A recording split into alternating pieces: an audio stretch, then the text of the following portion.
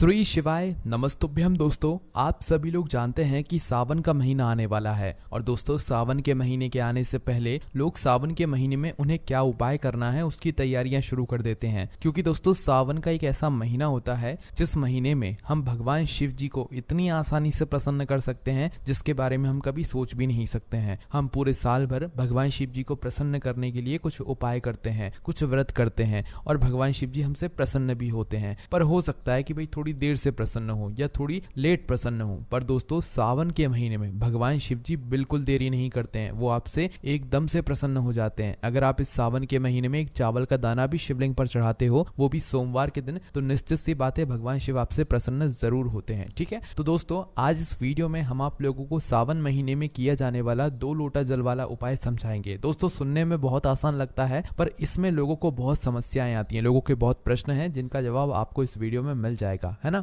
तो सबसे पहली चीज ये बात आप सभी लोग जानते होंगे कि पंडित जी ने हमेशा सावन के महीने में 2 लोटा जल चढ़ाने का निवेदन किया है। सबसे पहले तो आप इस बात को समझ लीजिए कि आखिर ऐसा पंडित जी ने क्यों कहा है। तो देखिए, उसका सबसे बड़ा जो कारण है वो ये है कि सावन के महीने से जो है भगवान शिव जी के ऊपर इस पूरे ब्रह्मांड का भार आ जाता है ना। जिसके बावजूद जो है, जिसके लिए जो है भगवान शिव जी के ऊपर जिम्मेदारियां बढ़ जाती हैं। भाई जब उनके ऊपर जिम्मेदारियां बढ़ेंगी तो हम ऐसे नॉर्मली तो 1 लोटा जल चढ़ाते हैं, पर जब उनके ऊपर जिम्मेदारियां बढ़ेंगी तो भाई उनके ऊपर हमें 2 लोटा जल चढ़ाना है। पंडित जी ने भी यही बात बताई है कि भाई इस सावन के महीने में उनके ऊपर भार डबल हो जाता है, बहुत भार हो जाता है। इसलिए हम लोग इस सावन के महीने में 1 लोटा ना ले जाकर 2 लोटा जल चढ़ाएंगे तो भगवान शिव जी को बहुत अच्छा लगेगा और वो हमसे प्रसन्न भी जरूर होंगे। अब पर दोस्तों, ये जो 2 लोटा जल है ये सिर्फ हमें सावन की सोमवार में चढ़ाना है या सावन के पूरे महीने में चढ़ाना है, ये भी बहुत सारे लोग पूछते हैं। तो देखिए, यहाँ पर हम आप लोगों को बता दें, सावन के इस महीने में, है ना, ये आप लोगों को जो 2 लोटा जल चढ़ाना है ये प्रतिदिन चढ़ाना है, किसी सोमवार को या किसी विशेष दिन पर नहीं चढ़ाना है, ये प्रतिदिन चढ़ाना है। क्योंकि सावन के महीने में भगवान शिव जी पर प्रतिदिन जो है बहुत भार होता है ना। तो इसीलिए आप लोगों को 2 लोटा जल जो है प्रतिदिन चढ़ाना है। पर दोस्तों, सावन का जो सोमवार है, भाई अगर कोई ऐसा चाह रहा है कि भाई हम प्रतिदिन जल चढ़ाने नहीं जा सकते किसी भी समस्या से, किसी भी कारण से, तो भाई उसको इस सावन के महीने में विशेष दिनों पर तो 2 लोटा जल शिवलिंग पर जरूर चढ़ाना चाहिए। अब वो सबसे विशेष दिन कौन से हैं वो सबसे पहले आप लोग सुन लीजिए। देखिए, सावन के सोमवार बहुत बड़े और विशेष दिन है। भाई सावन में जितने भी सोमवार पड़े आपको उन सोमवार पर यह 2 लोटा जल जरूर चढ़ाने के लिए जाना है। ठीक है, सावन में सोमवार में 2 लोटा जल जरूर चढ़ाने के लिए जाना है। इसके अलावा जो भी विशेष दिन पड़ते हैं भगवान शिव जी को जो प्रिय होते हैं, जैसे कि प्रदोष का दिन हो गया, मासिक शिवरात्रि का दिन हो गया, पूर्णिमा हो गई, अमावस्या हो गई, भाई ये जो जितने भी विशेष दिन है जो कि इस सावन के महीने में पड़े, भाई इन मौकों को अपने हाथ से मत जाने देना और इन दिनों पर तो भाई विशेष रूप से 2 लोटा जल जरूर चढ़ाना। और अगर आप लोग प्रतिदिन चढ़ा सकते हो तो और अच्छी बात है, भाई आप प्रतिदिन भी चढ़ा सकते हो, है ना। तो भाई ये बात तो आप लोगों को समझ आ गई। अब दोस्तों, 2 लोटा जल हमें चढ़ाना कैसे है। अगर आपके पास 2 लोटा नहीं है तो उस जगह पर आप लोग क्या करोगे, ये भी बहुत बड़ी बात है ना। तो देखो, सबसे पहली चीज़ लोग हमेशा पूछते हैं कि भाई हमारे पास 2 लोटा नहीं है, हमारे पास सिर्फ 1 लोटा है, तो हम क्या करें। तो देखो, पंडित जी ने 2 लोटा जल ऐसे बोला है कि भाई अगर आप लोगों के पास 2 लोटा ना भी हो, 1 लोटा तो होगा, तो भाई आपको क्या करना है कि 2 लोटा ना लेकर 1 लोटा आपको लेना है। एक तो सबके पास होता ही होता है, तो 1 लोटा लेना है और उसके साथ में एक और कोई पात्र लेना है। मतलब पात्र जैसे आपके घर की कोई कटोरी हो गई, अच्छी वाली शुद्ध वाली कटोरी हो गई, या कोई पात्र हो गया, है ना, जिसके अंदर आप लोग थोड़ी मात्रा में जल भर सको। तो 1 लोटा के साथ आपका जो दूसरा पात्र है वो कोई और सामग्री भी हो सकती है, कटोरी हो सकती है, कोई पात्र हो सकता है जिसके अंदर आप थोड़ा बहुत जल यहाँ पर भर सको, है ना। तो करना क्या होता है दोस्तों, आप जो 2 पात्रों में जल लेकर जा रहे हो ये आपको दोनों हाथों में रखकर नहीं लेकर जाना होता है, ये आपको एक के ऊपर एक रखकर लेकर जाना होता है ना। तो भाई आप जो भी लोटा ले रहे हो, भाई सबसे पहले तो आपको अपनी सीधे हाथ के दिले में वह एक लोटा रखना होता है। उसके बाद में अपने उस लोटे के ऊपर वह दूसरा पात्र रखना होता है जिसके अंदर आपने जल भरा हुआ है। ठीक है, चाहे वह आपकी कटोरी हो गई हो, चाहे वह आपका पात्र हो, ठीक है, कोई भी एक अलग से जो है आपको साधन लेकर, आपको बर्तन लेकर उसके अंदर जल भरकर उसे फिर अपने इस लोटे के ऊपर रख लेना है। बस यहाँ पर यह आपका 2 पात्रों में जल हो गया, है ना। कहने का मतलब है कि 2 जगह आप लोगों को इस सावन के महीने में जल लेकर जाना है ना। अगर आपके पास 2 लोटा जल है तो और अच्छी बात है, आपको 2 लोटा ही लेना है, और अगर नहीं है 1 लोटा है तो भाई भाई एक लोटा तो आप जल लोगे और दूसरा जो बाकी है भाई वो आप लोग कटोरी वगैरह कुछ भी पात्र ले सकते हो, ठीक है। अगर आपके पास नहीं हो, अगर 2 लोटा है तो भाई दोनों पात्रों में जल लेकर एक के ऊपर एक रखकर आप लोग जो है ये वाला उपाय करने के लिए जा सकते हो, है ना।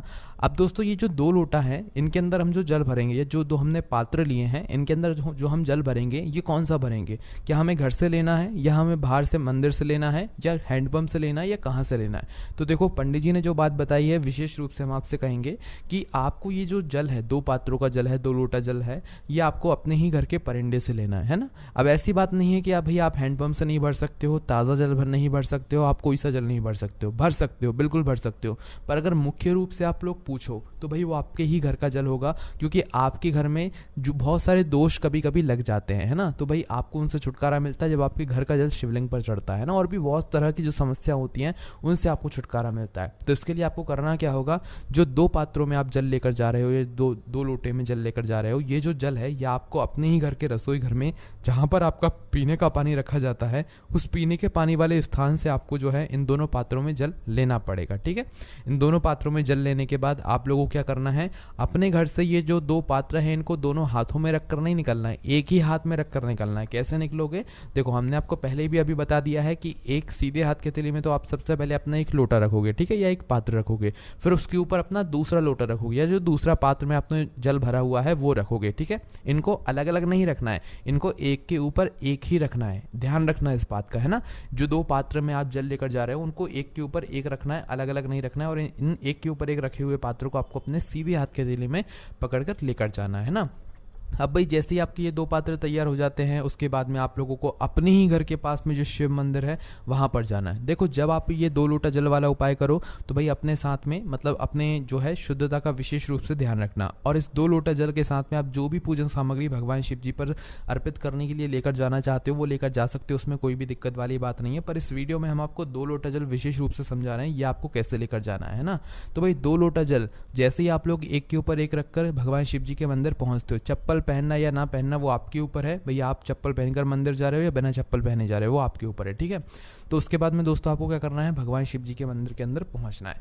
अब देखो भगवान शिव जी के मंदिर के अंदर जैसे ही आप लोग पहुंचोगे तो सबसे पहले तो आपको हम एक बात बता दें, आपको वहां पर थोड़ी कीचड़ मिलेगी, लोगों के पैर छपे हुए मिलेंगे, गीला मिलेगा, है ना।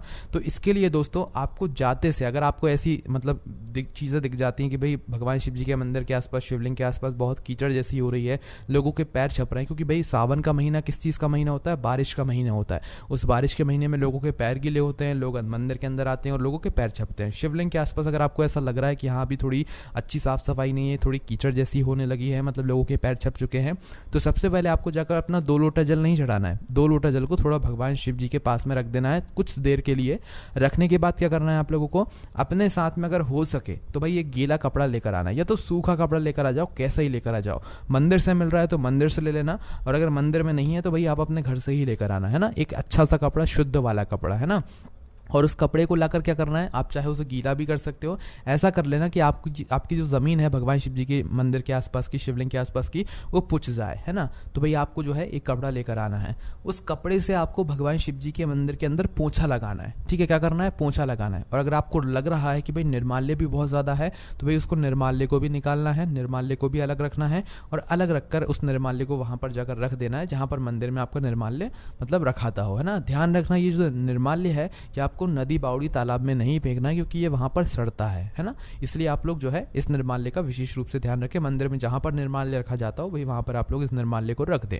उसके बाद में शिवलिंग के आसपास की अच्छे से साफ सफाई कर दें, पोछे से पोंछ दें, क्योंकि भाई झाड़ू का हम इसलिए नहीं कह रहे हैं क्योंकि भाई सावन के महीने में वैसे ही भगवान शिव जी के मंदिर में बहुत भीड़ होती है, और तो भाई वहाँ पर गीला ही गीला होता है, तो वहाँ पर झाड़ू लगती ही नहीं है, इसलिए हमने आपसे बोला कि आप कपड़ा लेकर जाइएगा, है ना। तो भाई कपड़े से जो है भगवान शिव जी के पूरे मंदिर का जो है आप लोग पोंछा लगा दीजिएगा। और अब ऐसा मत करना कि आप पोंछा लगा रहे हो तो भाई मंदिर के अंदर किसी को प्रवेश ना करने दो, आप अपना काम पूरा कर देना, फिर आपके बाद कोई और जो है भगवान शिव जी के मंदिर के अंदर का पोंछा लगा देगा, ठीक है। तो सबसे पहला काम आपका क्या रहेगा, भगवान शिव जी के अंदर की साफ सफाई कर दो, पोंछा लगा दो, ठीक है, निर्माल्य वाली जगह पर डाल दो। इसके बाद में दोस्तों आपने जो है भगवान शिव जी के मंदिर की साफ सफाई कर दी। अब आ जाओ आप लोग अपने 2 लोटा जल के पास में अपने हाथ वगैरह धोकर, है ना।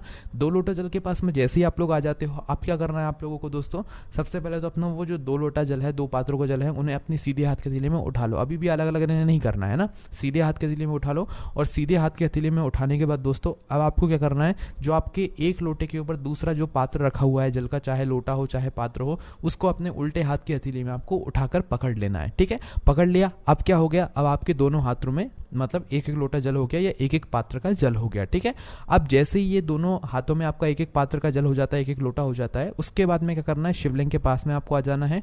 शिवलिंग के पास में आने के बाद दोस्तों अब इस जल को कैसे चढ़ाना है वो भी आप लोग सुन लो। देखो, 2 लोटा जल को चढ़ाने का कुछ नियम है, कुछ कायदा है। ठीक है, तो कैसे चढ़ाओगे इसको, सबसे पहले तो आपको इन दोनों पात्रों को शिवलिंग के ऊपर कर लेना है। और कैसे करना है, ये जो दोनों पात्र हैं ये शिवलिंग के ऊपर आमने सामने होने चाहिए। आपकी दोनों हाथ की हथेलियां एक दूसरे के आमने सामने होनी चाहिए, मतलब कि दोनों पात्र एक दूसरे के आमने सामने हो, है ना। दोनों पात्र एक साइड नहीं होने चाहिए, दोनों पात्र एक दूसरे के आमने सामने हो। इस तरीके से आपको शिवलिंग के ऊपर इन दोनों पात्रों को पकड़कर रख लेना है। ठीक है, जैसे ही दोनों पात्र एक दूसरे के आमने सामने हो जाते हैं, उसके बाद में आप इन दोनों पात्रों से, इन दोनों लोटों से जल चढ़ाना शुरू करो। एक धारा से धीरे धीरे करके, जल्दबाजी बिल्कुल मत करना। एक धारा से धीरे धीरे करके एक साथ आप लोग जल चढ़ाना शुरू करो। जैसे ही जल चढ़ता रहे उस समय आप लोग श्री शिवाय नमस्तुभ्यम या भगवान शिव जी के किसी भी एक नाम का जाप करते रहो, है ना।